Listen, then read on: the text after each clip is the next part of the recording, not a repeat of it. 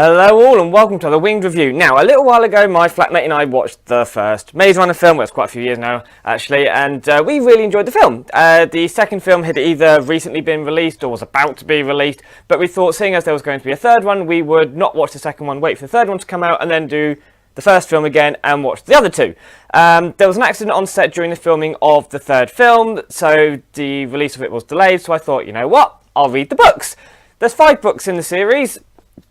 Maze Runner, Scortch Trials, Death Cure. They're the main trilogy that the films are based on, but then there's 2 prequel books, Kill Order and then Fever Code. This is really just a look at the books, not the films, and this, if you're wanting sort of an in-depth critique of the adaptation of books to films or anything like that, I might discuss that a little bit later on, but really this is just my thoughts on the 5 books. No doubt I will end up talking about the films a little bit and some certain differences. I will keep this as spoiler free as possible, just in case you're wanting to either read the books or watch the films yourselves. So I will keep this spoiler free at the moment, but if later on I do go into a few spoiler things, I will say beforehand. Basic thoughts on books, starting off with the main trilogy. Reading the first book, I'd seen the film, so I kind of knew what was going to be happening. There weren't really any surprises, but of course there were things in the book that wasn't in the film and vice versa, but for the most part it was the film really. There were a few additions which I thought was a little bit strange, well not additions but things that were taken out for the films that I thought were a bit strange, but I still really enjoyed the book. It was really good read. It's really simple, nothing horrendously difficult, no long big words that I had to look up or anything like that. So it was a really good book, and I was very much looking forward to going into the other books, considering I hadn't seen the film, so it was going to be completely new, fresh, and it was going to be really intriguing. So I read that quite quickly. I thoroughly enjoyed it, and then I went on to the Scortch Trials. I really enjoyed this book. Of the 3, this one's my favourite. It was absolutely amazing. It was so gripping. I much preferred it to the first one. The first one was really good. I enjoyed it, but this just had me gripped the whole way through, and I thoroughly enjoyed it. I suppose I should talk about the plots, actually. If you haven't seen anything, in this one, you know, a bunch of kids wake up in a maze, doing a little central garden thing called the Glade, which they kind of made their home, and then outside there's this massive maze, and it's a case of why are they there, who put them there. They've got no memories or anything, so it's sort of who put them there, why are they there, why are they being watched, what's going on, and all that sort of thing. As you can probably tell, given the future books, they do get out of the maze. That's really not a spoiler. You could probably kind of see that coming, considering, you know, future books. And then with the Scorched Trials, it's them. They're essentially travelling through a desert. There's a disease which has infected people because, well, there's a disease, let's just play it that way, otherwise it will be going into some spoiler territory. There's disease, and there's people infected by the disease that are kind of hunting them down, and there were parts in this book was actually reading it, I was like proper it was I should have done that. Really good.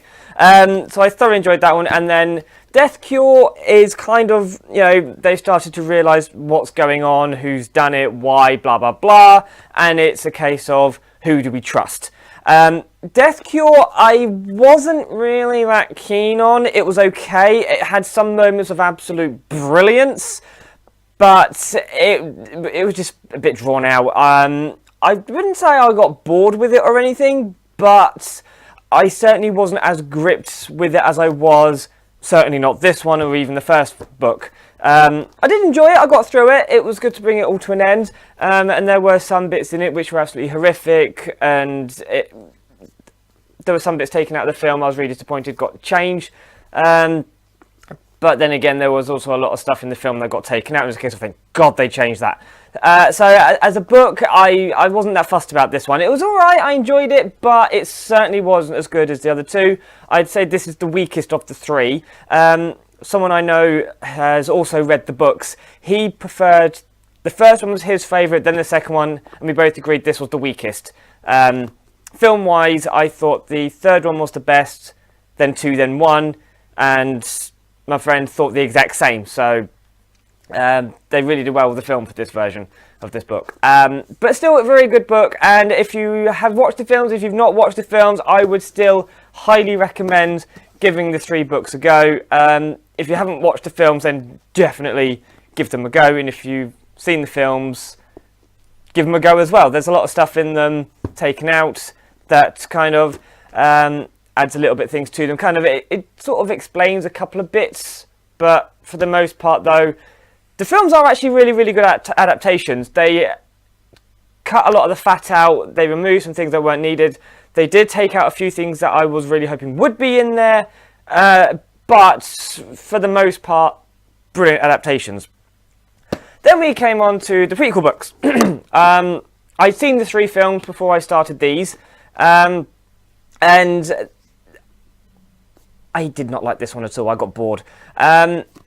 The Kill Order. It's supposed to be, what happened before the events of the main trilogy. Of course, prequels. I was hoping it was going to sort of explain certain things, but this one goes so far back, it's almost completely unrelated. You could probably actually not read this and go straight into Fever Code and not really. That's next one. And not really miss much. Maybe do the first chapter and the last chapter. That's really all you'd need. Because I'm trying not to do any spoilers at the moment, but I likened it to if you had a set of Batman films, and at the first film, Batman was Batman, he was established, and he was doing what Batman does. You had the 3 films of Batman, and it was great, and then they said, we are going to do a prequel film, or 2 prequel films, showing how Batman became Batman, and then for the first prequel film, you focus on something like his parents, how they got together and how they met. It's not what we want to know. This went back 13 years before the events of the main trilogy, focused on characters who we'd never met before, had no idea who they were, and it was essentially just them trying to survive. It was okay. It kept me entertained enough to see it through to the end, but there were times where it was a case of, do I read it? I mean, I did, but I wasn't gripped at all in the slightest. I read it because I was on my lunch break at work, and I read, so I did.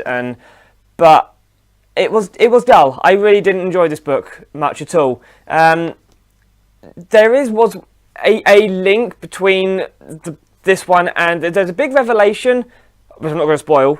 There is a big revelation, and there is a character in it who progresses into the next stuff, but it's not from their perspective. They come in about a third of the way through, get kidnapped, and then don't come back until the end. So it's sort of, there's nothing. If it was from their perspective, it would have been fine, but it wasn't, and it just went off in a completely random direction, and I just wasn't that fussed. Then we got Fever Code. Yes, this was great. I finished this last night, and this was the book I was hoping this one would be. Oh, there goes the book. This took place. It was essentially what was going on with Wicked. They're like the main people who are causing all of this. That's not really much of a spoiler, because you find out about them quite early on in the first book.